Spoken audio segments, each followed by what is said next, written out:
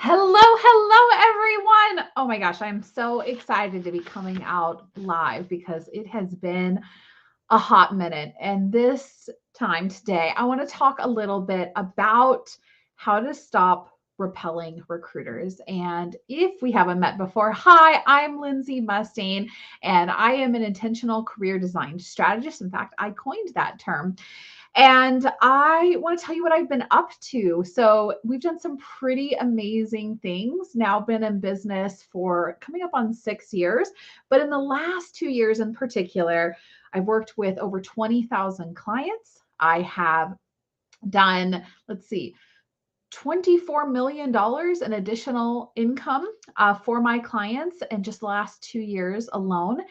And it's just ultimately been a game changer without going back to school. And so I'm going to be telling you a little bit today about how to stop repelling recruiters. And I have kind of a big announcement because I've been working behind the scenes. So some of you don't know a little bit about my backstory, and I'm going to tell you about that now. So I have been in the recruiting and HR industry for over 20 years. And if you're joining me, say hi. Say hi in the comments, okay, for me.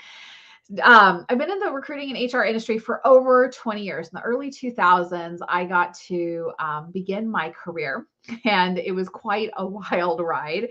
And along the way, I wrote a best-selling book. I became Amazon's most visible employee, wrote a best-selling book about resumes, launched my own business in Talent Paradigm in 2017, 20,000 clients later, many trademarked and certified programs that we have now. And we have literally changed thousands of lives. Hey, Terry, great to see you. So, saying hi to Christine, to Terry.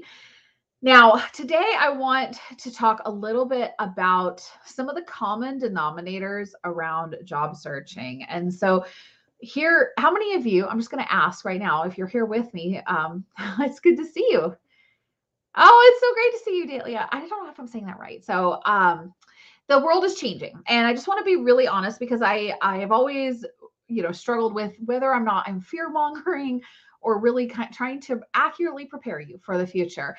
And so the world is changing, and some of you who may have been employed back in the early 2000s might feel familiar. This might feel familiar. Hi, Bill.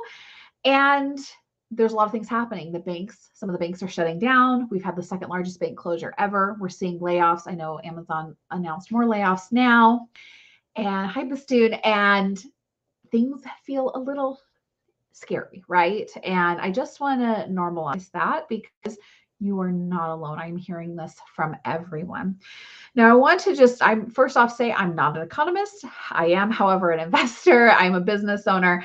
And one thing I do know is about economic cycles. And usually about every 12 years, we see an expansion and then kind of a shrink of the economy. And it's been doing that since we've been tracking this since really the time of the Great Depression. And so we are in this time now where we're going to see things getting a little more lean. Hi, Steffi. So, and yes, it was my birthday here yesterday. So thank you so much for everyone who's telling me happy birthday.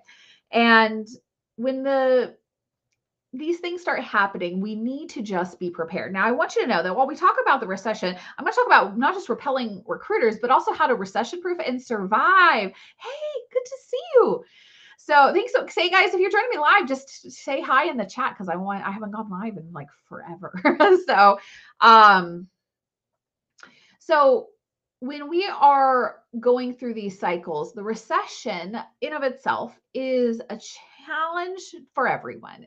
And so there's kind of two ways you can take this. I'm going to survive it or I'm going to thrive in it. And I want to talk about thriving in your career during a recession. But what I really want you to do is think about becoming kind of bulletproof during this recession time period. And what I mean by that is that work will change, and that might be based on the economy, but it's also based on what's happening with your company. And that means getting a new boss, change of roles, change of leadership. Things can change. And so the first mantra I want you to embrace is that I am in the business of me, Inc. Okay, what does that mean? If I think like a business owner, it takes it away from there's something being wrong with me. Okay, and why I say that is that I find when I get to talk to people, they're on the verge of breaking down. They're feeling broken. They're feeling like something's wrong with them. And inherently, there's nothing wrong with you. You are a beautiful, amazing human being. But you have to embrace that I am a business and my job is to market that product of my business, AKA me. Okay. So that's the first reframe that I want you to take it. And that also means that I no longer let somebody else control my career trajectory. Let me say that again. So the second mindset I want you to embrace is that I no longer let someone else control my career trajectory. And what that means is that I remember one time I was the top performer on my team. I got a new boss and he was like, everybody was so excited. We did this extended hiring period. He came on board and it was like, womp womp. And really what he was doing was he was sinking, meaning he was not performing. And so I ended up taking on a bunch of responsibilities for him. And instead of me being ranked top performing because I wasn't able to do two people's jobs, I wasn't the top, I was the second level. Okay, still exceeding, but that was what changed. And I became so stressed out from that identity that literally I was having panic attacks. Like it was awful to the point when I finally got recruited away to another company. I left and I loved that company. The day after I gave my notice, my boss got fired. And anybody been there? Have you ever been there where your boss comes on board and something changes and the only thing that has changed is that boss coming in? Give me an amen in the chat if you've been there. But that was one of the things. And what I realized is that I never want to be in that situation. I want to always feel like I'm in control. I don't ever want to be like, please, God, pick me. I want to feel like I'm in control and I want to do what's important. I want to make sure that I'm working in companies that really embody the things that matter most to me, which is really being family oriented. I had two little babies at the time. And while that move made me really sad, that company has continued to go downhill. So I'm not really that sad about it. And it gave me the chance to do a lot of cool things at Amazon and now in my own business. Okay.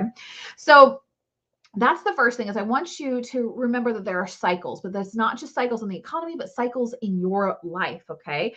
And you know how to do this. Here's why. Amen. Amen. He is still there. This is right. And so I'm like, this sometimes where you have to step back and be like, gosh, you know what? Karma's going to take care of that for me. I don't need to take care of it and bless and release. I'll be talking about some other things, guys. If you aren't following me, please hit the follow button because you're going to see more from me a lot lately. Now, you know how to handle recessions is the other thing I want you to know. And here's why. You survived a pandemic recession. You survived a pandemic recession, right? And so when I say this, I know that you know how to do this, okay? And I want you to think like we have two paths, and I am like an emergency preparedness fan. Back after Katrina, does anybody remember we don't have hurricanes in Seattle, so that's why it's kind of funny when I say remember. I had like a terrible dream, and I imagined that all of Seattle flooded, and I went on like I have a gas turnoff valve. I have a hard hat in my car. I have 50 gallons of water in my garage. And I did this all before the pandemic. Right. And so when I saw stuff happening, I was like, oh, I'm going to go stock up my supplies to be prepared. So like, I didn't ever have a problem with toilet paper because I was always prepared. So that's one way you could take it, or you can be really reactive. Okay. And somebody says, I'm in one of those cycles right now. I'm unemployed. Okay. Now, the pandemic wasn't necessarily a recession. It was. We lost like 10 million jobs, but I'm not going to argue about that. So when we started printing money at the Federal Reserve, but I'm not an economist. I'm going to talk about what impacted people as far as this. So we had a collapse and then an expansion. Now, what I talk about right now here is that you need to be prepared. And so that's the point, is to be prepared or you can try to survive. And I want to remind you here of something I learned that was really crazy, which was that there are more millionaires made in recessions than there are in any other time. And why is that? Because they look at things that are problems and they see them as opportunities. Okay. So have you ever heard like really successful investors, they say buy when everyone's selling and sell when everyone's buying, right? And they have so they work in the opposite way. And so I want you to lean into that. I want you to lean into that idea here, is that you know that you can handle this, first off. Second off, one of the things I know is that when I'm guiding people through really challenging times, we get the best results. So during the time of the pandemic, when Many people, many millions of people lost their jobs, and it was really scary for a lot of people. I don't know if anybody knows this, but Seattle was the first place where COVID spread. So we were on the forefront of when everything shut down. So I got to watch firsthand, not just like lots of death, but watch how jobs were affected immediately, like intimately. And that was pretty terrifying.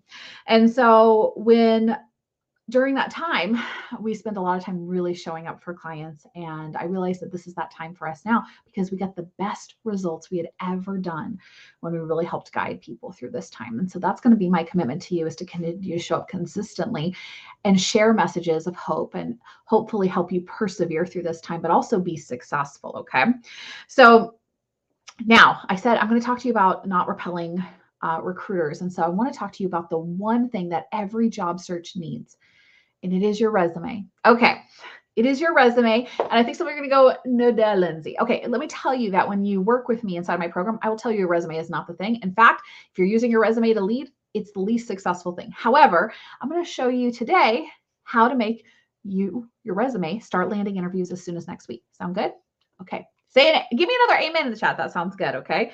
All right. Now, I did a survey on LinkedIn. It was a couple months ago now. And I said, how long have you been looking at your resume? How long have you been rewriting this bad boy? I knew mine. How long have you been writing this one? And they were like, oh my gosh, the majority of the amount, so over 50%, was between 20 and up to and over 40 hours. 40 hours, an entire work week. Okay. So I just want to first off tell you there's no magical phrase, no keyword, no perfect resume template that is going to unlock interviews for you. Okay. So I want you to get away from obsessing about it. And I want you to embrace that done is the new perfect. And we have something called the 95% rule. When we're writing a resume, we want it to be 95% done because that's when we know it can work. I'm so glad you think that, Christine. Wonderful. So I want you to lean into that. Okay.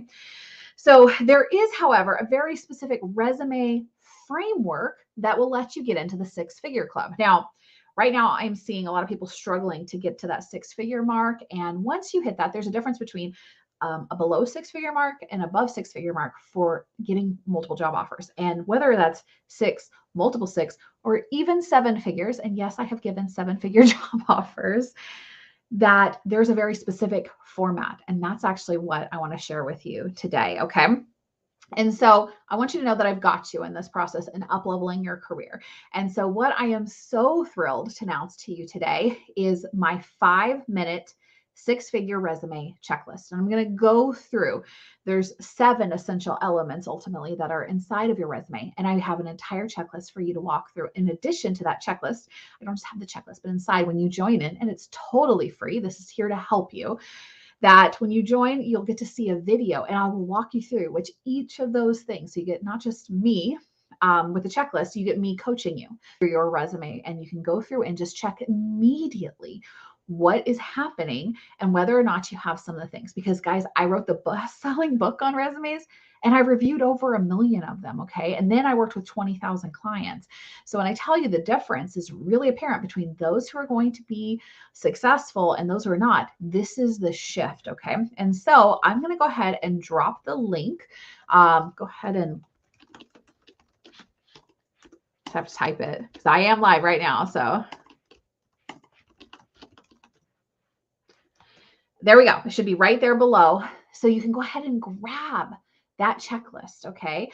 And go ahead and get started. So that's what I'm coming out with you today, is to tell you, right, there's no time like the present. If you want to start landing interviews as soon as next week, go through this checklist. It takes 5 minutes. My video is longer because if you want to listen to me explain what each of those things are, but we can totally transform what you need to do in order to land that next job offer and start getting calls back, in addition to maximizing your salary right with that checklist. So if you're not getting calls, if you're tired of repelling recruiters, if you want to get off the rejection train to hell, if I'm honest, or ghosting, this is your big change. Okay. So go grab it. The 5-minute six-figure resume checklist. I made it just for you. And I can't wait to hear how it changes your life. So thanks so much for tuning in. Let me know what you think. And I can't wait to hear more about it. Okay. Talk to you all soon.